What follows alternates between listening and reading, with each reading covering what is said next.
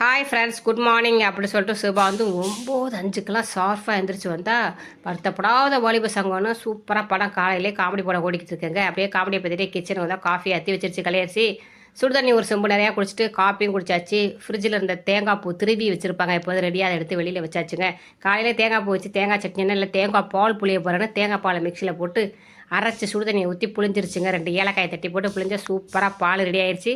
பச்சரிசி மாவு எடுத்து வெளியில் வச்சாச்சு. அதில் கொஞ்சோண்டு தூள் உப்பு போட்டு நல்லா கொதிக்க சுடுதண்ணியை ஊற்றி கரண்டி காம்பை போட்டு கிண்டி இடியாப்பொருளை போட்டு புளிஞ்சு எடுத்தால் இடியாப்பமா இட்லி தட்டில் புளிஞ்சு இட்லி சட்டில் தண்ணி நல்லா கொதிக்க வச்சு இதை தூக்கி வச்சா 2 நிமிஷம் இல்லைங்க 3 நிமிஷத்தில் சூப்பராக இடியாப்பம் ரெடியாயிரும்.